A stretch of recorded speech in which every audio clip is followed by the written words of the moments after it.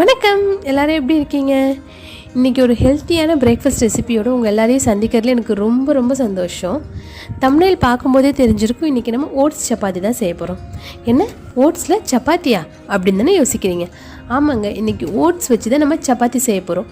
இது நம்ம நார்மலாக கோதுமை மாவில் செய்கிற சப்பாத்தி மாதிரி சாஃப்ட் அண்ட் டேஸ்டியாக இருக்கும். ஆனால் ஹெல்த் பெனிஃபிட்ஸ் அதை விட நிறையவே அதிகமாக இருக்குது. அந்த சப்பாத்தி எப்படி செய்யறதுன்னு பார்க்கறதுக்கு முன்னாடி இன்றைக்கான கருத்து ஃபஸ்ட்டு பார்த்துட்டு வந்துடலாம். உள்ளுவதெல்லாம் உயர்வுள்ளல் மற்றது தள்ளினும் தள்ளாமை நீர்த்து. ஊக்கமுடைமை அப்படின்ற அதிகாரத்தில் திருவள்ளுவர் எழுதின ஒரு அழகான குறள். நம்ம வாழ்க்கையில் என்றைக்குமே உயர்ந்தவற்றையே நம்ம நினைக்கணும். ஒருவேளை அந்த விஷயங்கள் நடக்காமல் போனாலும் என்றைக்குமே நம்ம தன்னம்பிக்கையை கைவிடவே கூடாது.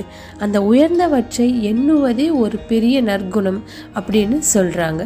அதனால் என்றைக்குமே நம்ம எண்ணங்களும் நம்ம செயல்களும் உயர்ந்தவையாகவே இருக்கணும். இன்றைக்கான கருத்து பார்த்தாச்சு. இப்போ வாங்க சப்பாத்தி எப்படி செய்கிறதுன்னு பார்க்கலாம்.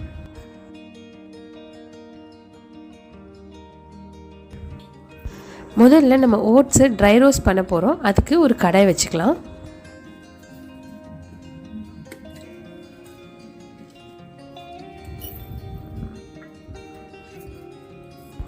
இன்றைக்கி நான் gluten free rolled oats use பண்ணியிருக்கேன். உங்கள்கிட்ட என்ன ஓட்ஸ் இருக்கோ நீங்கள் அதை யூஸ் பண்ணிக்கோங்க. டயட்டில் இருக்கவங்க இல்லை வெயிட் மேனேஜ்மெண்ட்டில் இருக்கவங்களுக்கு ரெகுலராக ஓட்ஸ் கஞ்சி, ஓட்ஸ் போரிஜ் அப்படின்னு சாப்பிட்டு ரொம்ப போர் அடிச்சிருக்கும். அவங்களுக்கெல்லாம் நிஜமாகவே இது ஒரு சூப்பரான ரெசிபியாக இருக்க போகுது. ஓட்ஸு ரோஸ்ட் பண்ணும்போது நல்ல மிதமான சூட்டில் வச்சு வறுத்து எடுத்துக்கோங்க. இப்போ பார்த்திங்கன்னா அதோட கலர் லைட்டாக சேஞ்ச் ஆகிடுச்சு. இந்த ஸ்டேஜ் உங்களுக்கு நல்ல வாசனை இருக்கும். இப்போ நம்ம இதை எடுத்து கீழே வச்சிடலாம்.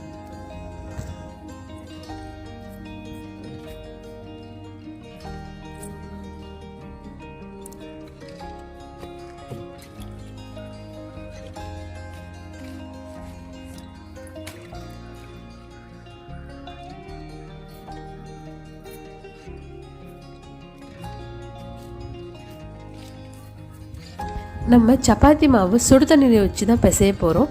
ஸோ இப்போ நம்ம அதுக்கு தேவையான அளவு தண்ணி கொதிக்க வச்சிடலாம்.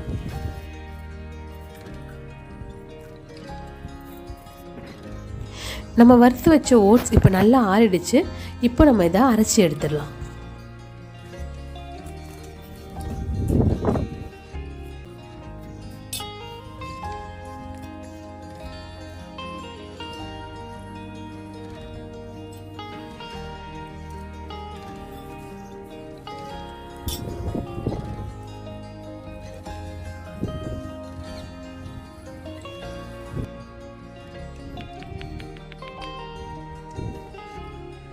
இப்போ நம்ம ஓட்ஸ் மாவு ரெடி பண்ணியாச்சு. இதை ஒரு சல்லடை வச்சு சலிச்சு எடுத்துக்கலாம்.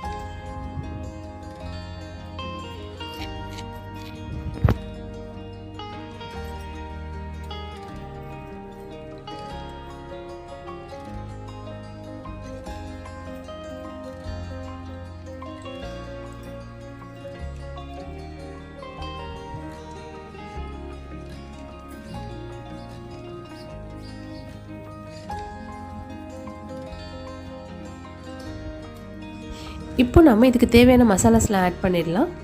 மஞ்சள் தூள் ஒரு சிட்டிகை, சீரகம் ஒரு அரை ஸ்பூன்,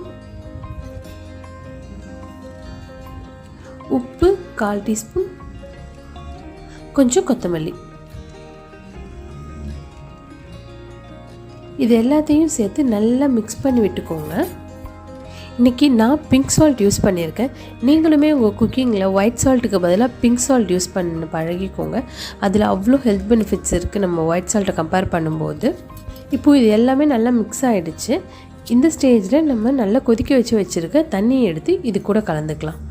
தண்ணி ரொம்ப சூடாக இருக்கும். அதனால் டைரெக்டாக நீங்கள் கையால் பிசையாமல் கொஞ்சமாக தண்ணி சேர்த்து நல்லா மிக்ஸ் பண்ணிவிட்டு அதுக்கப்புறம் கையை வச்சு பிசைய ஆரம்பிச்சிடுங்க.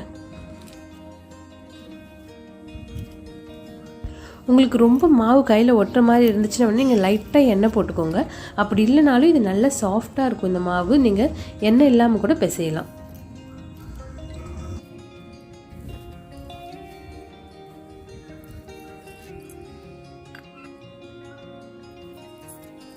இப்போ நம்ம இதை சப்பாத்தி மாதிரி திரட்டி எடுத்துக்கலாம்.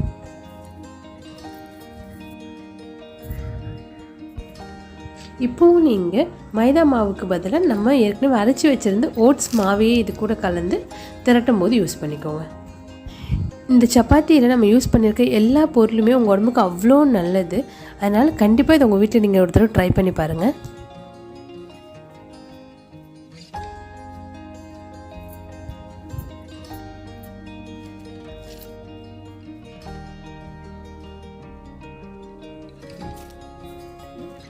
இப்போ தோசைக்கல் நல்லா சூடாகிடுச்சு.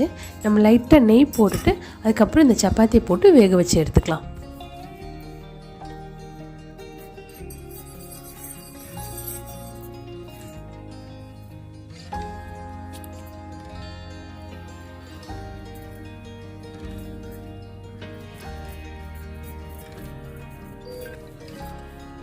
நல்லா மிதமான சூடில் வச்சு 2 பக்கமும் திருப்பி போட்டு வேக வைங்க. இது கொஞ்சம் வேகிறதுக்கு டைம் எடுக்கும்.